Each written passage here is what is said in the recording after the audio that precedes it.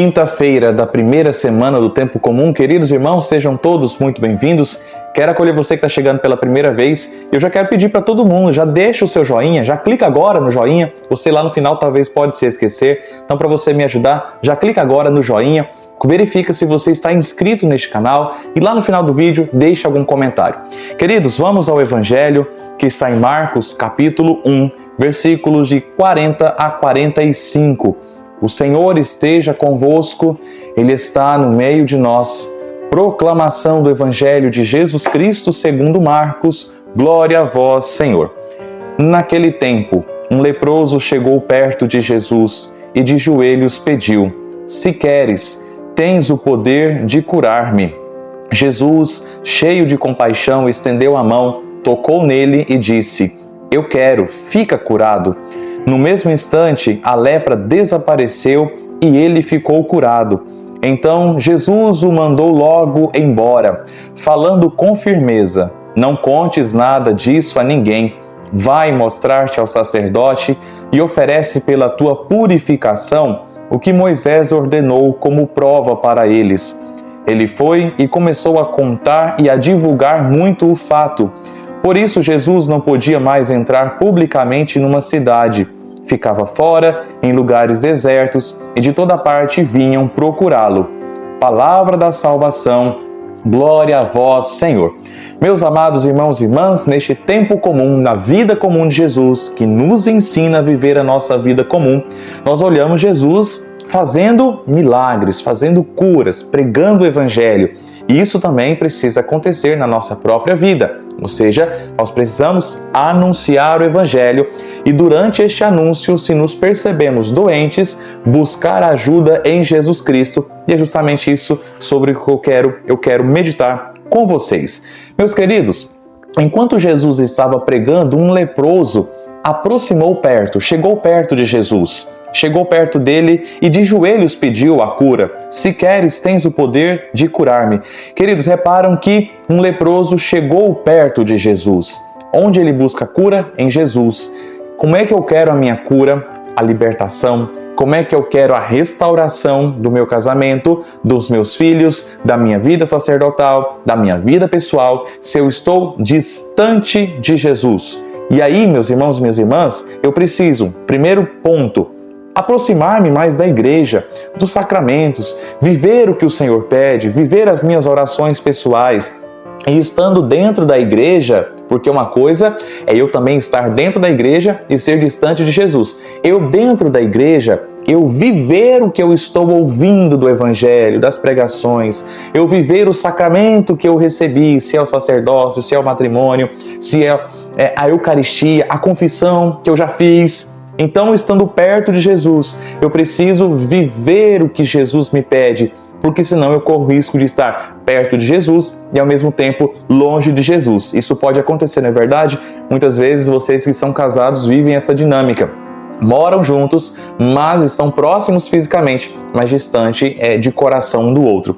Meus irmãos, ele chega perto de Jesus e de joelhos ele pede. De joelhos, a posição que se reconhece necessitado. De joelhos, a posição de escravo. A posição que diz: Senhor, eu só tenho o Senhor, não tenho mais nada, não tenho ninguém. E este é o ponto que nós precisamos ter, de reconhecer Jesus como nosso Senhor e de que só Ele pode nos curar. Então, meu irmão, muitas vezes vale a pena sim bater o joelho, muitas vezes não, sempre vale a pena bater o joelho no chão e me entregar, fazer esta entrega ao Senhor. Você vai perceber que se você faz uma oração de joelhos, você vai perceber que até a sua concentração é melhor. Ou seja, estar de joelho é uma posição de humildade, a posição de reconhecimento da grandeza de Deus e da minha pequenez. E aí, nesta sequência, o Evangelho diz que ele se aproximou, ficou de joelhos e pediu. Ele pediu, ele não obrigou Jesus a fazer o milagre.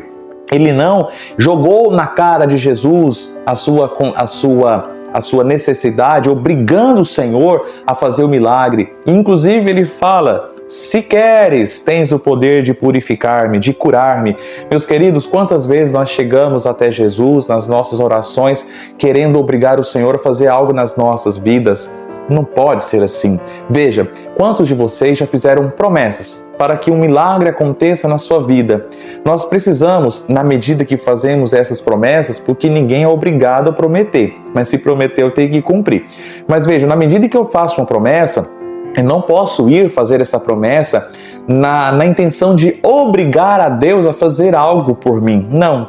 A promessa significa simplesmente que, Senhor, se isso acontecer, eu realizo determinada tarefa em sinal de gratidão pelo milagre que aconteceu.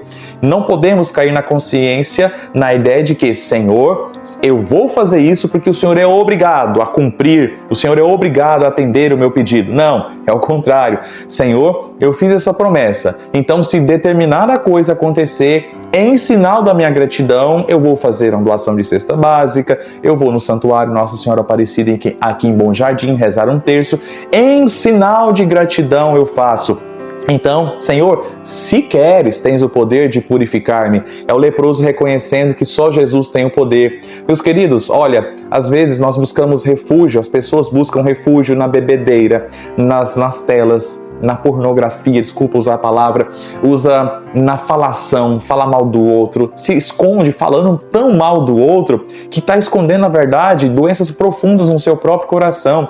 Então, quem é que pode me curar? É Jesus. Então eu preciso ir até Ele por meio da oração, da palavra, dos sacramentos.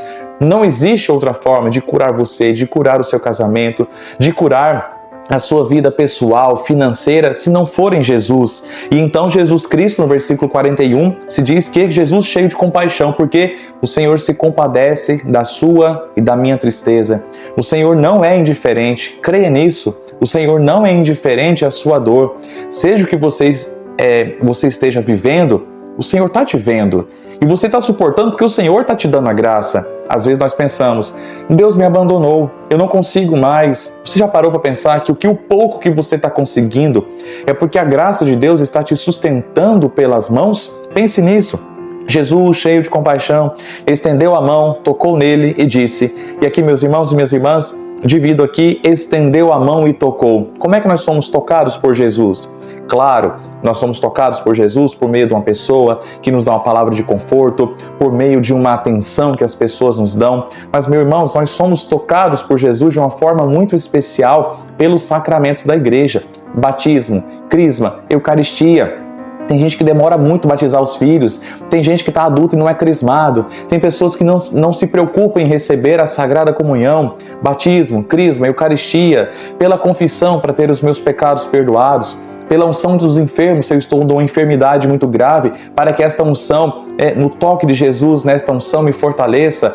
Ordem, matrimônio, se eu me percebo chamado para o sacerdócio, o Senhor me toca com a graça sacerdotal no meio deste sacramento da ordem. O matrimônio, se vocês então sentem que vocês percebem que você é dele e ela é sua e assim por diante, vocês se unem pelo toque da graça do sacramento do matrimônio e não pela ideia de que eu vivo junto e tá bom. Não pode ser assim. Então, meu irmão e minha irmã, o Senhor nos toca, mas nós precisamos querer ser tocados por Jesus. Jesus estendeu a mão, tocou nele e disse. E perceba que junto à palavra de Jesus Cristo, com o toque de Jesus, acontece o quê? A cura. Eu quero, fica purificado, fica curado. No mesmo instante a lepra desapareceu e ele ficou curado. Jesus disse, meu irmão, o poder da palavra de Deus, o poder que a meditação do Evangelho diário tem, é incrível, é incrível. Eu tenho certeza que por mais que eu não tenha noção de como essas pregações, de como o Evangelho de Jesus Cristo esteja chegando até vocês, eu tenho certeza que tantas graças já aconteceram na vida de vocês, de tantas conversões, por causa da homilia. Não, eu só estou explicando, mas por conta da palavra de Jesus. É a própria palavra de Jesus que cura, que restaura, que fortalece. O padre só está tentando explicar e amplificar, aplicando em alguns casos para você poder também rezar. Então a palavra de Jesus, com o toque de Jesus, cura, purifica, restaura, restabelece. Por fim, meu irmão, quero destacar o versículo 44 que se diz, falando com firmeza, não contes nada disso a ninguém. Vai, mostra-te ao sacerdote, oferece pela tua purificação o que Moisés ordenou, como prova para eles. Jesus vira e mexe no Evangelho segundo Marcos, Jesus pede para não contar para ninguém. Você já reparou isso? Jesus faz o milagre e fala assim, não conta para ninguém. Por quê? Jesus tinha vergonha? Ele era tímido? Não, não era isso. Os teólogos dizem que, de uma forma muito especial aqui no Evangelho de Marcos, isso se chama de segredo messiânico. Por quê?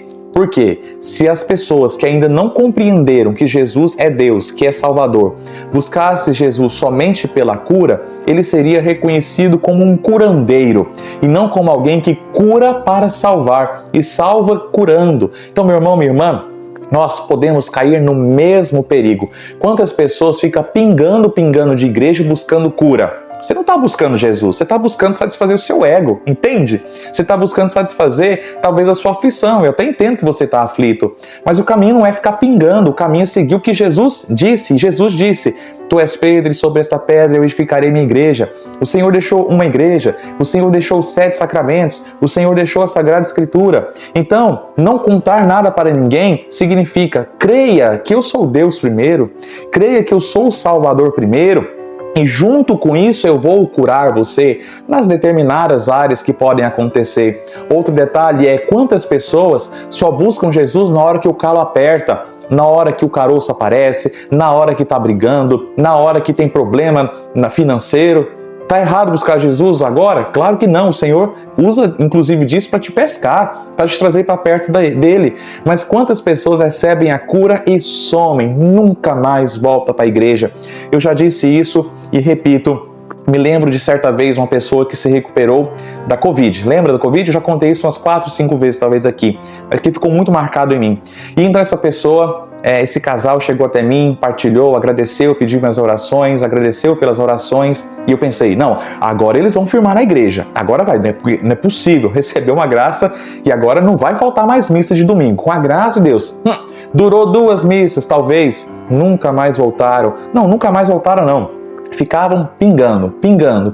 Ou seja, qual a consciência da cura de Jesus na vida dessas pessoas, que ela foi curada para que elas pudessem voltar e servir a Jesus, porque Jesus é o Salvador. Entende, meu irmão, que a gente precisa crescer nessa dinâmica. A cura é recebida para que eu me santifique, para que eu me converta e me torne também um evangelizador. Então, meus irmãos, peçamos a graça de Deus que nos restaure, nos faça próximos dele, que nos faça mais confiantes de que ele pode nos salvar. E sendo salvos e sendo curados, não vamos nos afastar dele, vamos viver o que ele pede e trazer mais pessoas para Jesus. Amém. Muito obrigado pela sua presença, por você estar aqui. Deus te abençoe ricamente. Se você ainda não deu o joinha, por favor, clica, meu irmão. Eu te peço encarecidamente. Isso ajuda o canal do YouTube a crescer. Se inscreva no canal, quantos de vocês ainda não são inscritos? E agora eu vou te pedir aquele comentário, uma frase, uma palavra, um trecho do Evangelho, ou ao menos a palavra amém, ou quem sabe uma mãozinha. Tudo isso faz o canal do YouTube crescer. Por favor, não ignore este meu pedido. Atenção, hoje é quinta-feira, nós temos a adoração ao Santíssimo Sacramento em Bom Jardim, a celebração depois aqui em Bom Jardim também às 19 horas. Baliza, nós estamos em festa e vamos continuar meditando sobre a família. São Sebastião, protegei nossas famílias, é o tema da nossa festa em Baliza. Eu conto com a sua presença, a igreja está bonita, está participativa, graças a Deus, nós estamos vivendo este período de muita alegria na nossa paróquia. Portanto, eu conto com você e você tem que levar mais uma pessoa para a missa, não se esqueça. Que Deus te abençoe. Em nome do Pai, do Filho e do Espírito Santo. Amém.